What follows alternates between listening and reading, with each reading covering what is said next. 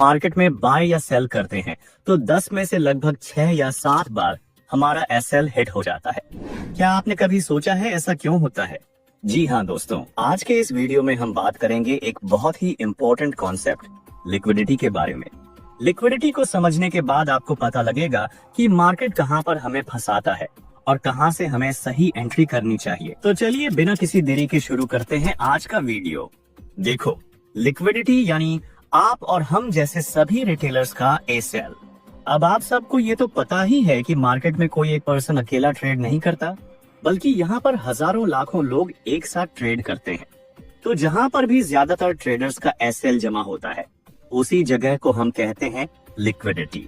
अब बात करते हैं कि हमारा एसएल हिट होता क्यों है। देखो, मार्केट में दो तरह के लोग होते हैं, एक आप और हम जैसे रिटेल ट्रेडर्स और दूसरे बड़े इंस्टीट्यूशंस जिनमें बैंक, हेज फंड्स और बड़े बड़े इन्वेस्टर्स आते हैं। अब फर्क ये है कि इंस्टीट्यूशंस के पास बहुत ज्यादा पैसा होता है। अभी एक उदाहरण से समझते हैं। जब भी हम बाय करते हैं तो अपना एसएल नीचे लगाते हैं। अब सोचो, अगर हजारों लाखों रिटेलर्स एक ही जगह या उसके आसपास बाय करते हैं तो सबका एसएल नीचे की साइड ही होगा। इंस्टीट्यूशंस को पहले से पता होता है कि वहां पर रिटेलर्स का एसएल है, तो वो क्या करते हैं, मार्केट को जानबूझकर उस जगह ले जाते हैं जहां रिटेलर्स का एसएल रखा होता है। जब सबका एसएल हिट हो जाता है और रिटेलर्स बाहर हो जाते हैं, तभी इंस्टीट्यूशंस असली डायरेक्शन में मार्केट को मूव करते हैं। और यही सबसे बड़ा कारण है कि मार्केट में हमारा एसएल बार बार हिट होता है। अब बात करते हैं कि मार्केट में लिक्विडिटी जमा क्यों होती है। मार्केट में अक्सर किसी रेसिस्टेंस या सपोर्ट स्तर पर लिक्विडिटी जमा होती है। लिक्विडिटी तब तक जमा होती रहती है जब तक इंस्टीट्यूशंस का ऑर्डर पूरा फील नहीं हो जाता। जैसा कि आप चार्ट पर देख सकते हो, मान लो कि रिटेलर्स ने मिलकर सेल साइड पर 1000 ऑर्डर लगाए, लेकिन इंस्टीट्यूशन को 2000 ऑर्डर लगाने हैं। अब मार्केट में तो सिर्फ 1000 ऑर्डर उपलब्ध हैं, तो बाकी के 1000 ऑर्डर इंस्टीट्यूशंस के पेंडिंग में रह जाएंगे। तो इंस्टीट्यूशंस क्या करते हैं, मार्केट में थोड़ा एक्यूमुलेशन करते हैं, कुछ कंफर्मेशन कैंडल बनाते हैं ताकि ज्यादा से ज्यादा रिटेलर्स एंट्री लें। जैसे ही रिटेलर्स के ऑर्डर बढ़कर 2000 हो जाते हैं, तभी इंस्टीट्यूशंस अपना बड़ा ऑर्डर फील करते हैं। उसके बाद मार्केट को उसी साइड ले जाते हैं जहां पर सबका एसएल यानी लिक्विडिटी जमा होती है। रिटेलर्स का एसएल हिट हो जाता है और इंस्टीट्यूशंस का टारगेट हिट हो जाता है, क्योंकि मार्केट का एक कॉमन नियम है, किसी एक का प्रॉफिट तभी होगा जब किसी एक का लॉस होगा। इसलिए मार्केट में लिक्विडिटी तब तक जमा होती रहती है जब तक इंस्टीट्यूशंस का ऑर्डर पूरी तरह फील नहीं हो जाता। लिक्विडिटी जोन कैसे ढूंढे? लिक्विडिटी ढूंढने का सबसे आसान तरीका, जब भी आप मार्केट के सामने हो, हमेशा ये सोचें ज्यादातर रिटेल ट्रेडर्स कहाँ एंट्री करेंगे, क्योंकि उनका स्टॉप लॉस ही लिक्विडिटी है। लिक्विडिटी ढूंढने के 4 कॉमन स्पॉट होते हैं: daily time frame support and resistance, hourly support और रेसिस्टेंस, कम से कम 2 बार टच किया हुआ स्तर, सबसे नजदीकी सपोर्ट या resistance. Number 1, daily time frame support और रेसिस्टेंस। मार्केट में डेली टाइम फ्रेम पर जो सपोर्ट और रेसिस्टेंस दिखते हैं, वहां पर सबसे ज्यादा रिटेल ट्रेडर एंट्री करते हैं और इन्हीं सपोर्ट और रेसिस्टेंस पर लिक्विडिटी देखने को मिलती है। जैसा कि चार्ट में देख सकते हो कि मार्केट में रेसिस्टेंस के ऊपर बहुत सारी लिक्विडिटी है, क्योंकि बार बार रेसिस्टेंस से मार्केट डाउन साइड आता है। काफी ज्यादा रिटेल ट्रेडर ने रेसिस्टेंस पर डाउन साइड में एंट्री ली होगी और उनका एसएल ऊपर की साइड होगा, और इंस्टीट्यूशंस इन्हीं का एसएल यानी लिक्विडिटी को लेने के लिए जाता है। Number 2, early time frame support और रेसिस्टेंस।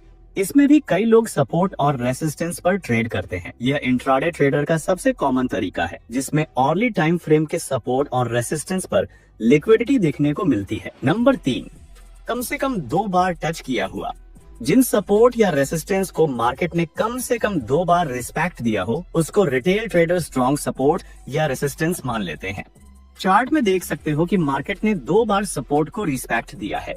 जब मार्केट तीसरी बार सपोर्ट को टच करता है, तब काफी रिटेल ट्रेडर एंट्री करते हैं और सबका एसएल डाउन साइड में होता है, जिसे हम लिक्विडिटी कहते हैं, और इंस्टीट्यूशन वही लिक्विडिटी लेने के लिए जाता है। नंबर 4, सबसे नजदीकी सपोर्ट या रेसिस्टेंस। जैसा कि चार्ट में देख सकते हो कि सबसे नजदीक वाला सपोर्ट, जो कि एक इंड्यूसमेंट होता है, जहां पर काफी रिटेल ट्रेडर ट्रेड करते हैं, और उन सब का एसएल, जो कि एक लिक्विडिटी है, वह डाउन साइड में होती है। उसी लिक्विडिटी को इंस्टीट्यूशन लेने के लिए जाते हैं। लिक्विडिटी पर ट्रेड कैसे करें? देखो, जब भी मार्केट किसी सपोर्ट, रेसिस्टेंस या फिर ट्रेंड लाइन पर होता है, तब हमें इंतजार करना है रिटेलर की एंट्री का। चार्ट में देख सकते हो कि सपोर्ट पर ग्रीन कैंडल बनी। उसको देखकर काफी रिटेल ट्रेडर बाइंग साइड में एंट्री कर लेते हैं कि अब तो मार्केट ऊपर ही जाएगा, क्योंकि पहले भी मार्केट सपोर्ट से ही ऊपर गया था। सभी रिटेलर का ए सेल डाउन साइड में होता है, जो कि एक लिक्विडिटी जोन होता है। मार्केट सबसे पहले उस लिक्विडिटी जोन पर आता है और सभी की लिक्विडिटी लेता है, जिसे हम लिक्विडिटी ग्रैब कहते हैं। याद रखना, लिक्विडिटी ग्रैब का मतलब ही लिक्विडिटी लेना होता है। जब मार्केट लिक्विडिटी ले लेता है, तब रिटेल ट्रेडर एक बार फिर से ट्रैप होते हैं कि मार्केट ने सपोर्ट का ब्रेकडाउन दे दिया है, अब मार्केट डाउन ही जाएगा, और वे सभी सेलिंग साइड में एंट्री कर लेते हैं। उन सब का एसएल ऊपर की साइड में होता है। तब हमें बाइंग साइड में स्ट्रॉन्ग कंफर्मेशन कैंडल देखकर एंट्री करनी है, क्योंकि मार्केट रिटेलर्स का एसएल लेने के लिए जरूर जाएगा। अब आप देख सकते हो कि मार्केट ने किस तरीके से हमारा टारगेट हिट कर दिया और रिटेल ट्रेडर का एसएल हिट हो गया। मुझे उम्मीद है कि आपने लिक्विडिटी पर एंट्री करना सीख लिया होगा। लिक्विडिटी ट्रैप से बचें। जब भी मार्केट बड़ी बड़ी कैंडल बनाकर तेजी से ऊपर जाता है और किसी रेसिस्टेंस का ब्रेकआउट देता है, तब हमें इस ट्रैप से बचना चाहिए, क्योंकि जब मार्केट रेसिस्टेंस का ब्रेकआउट देता है, तब काफी रिटेलर्स ये सोचकर एंट्री कर लेते हैं कि अब तो मार्केट ऊपर ही जाएगा, क्योंकि रेसिस्टेंस को ब्रेक किया है। लेकिन सबका एसएल यानी लिक्विडिटी नीचे की ओर होता है, इसलिए हमें उस ट्रैप से बचना है या फिर वहां पर सिर्फ स्कैल्पिंग करनी चाहिए।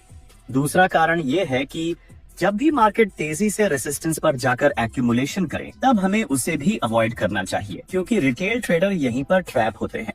जब मार्केट एक्यूमुलेशन करता है, तो काफी रिटेलर नीचे की ओर एंट्री कर लेते हैं कि रेसिस्टेंस को मार्केट ब्रेक नहीं कर पा रहा है।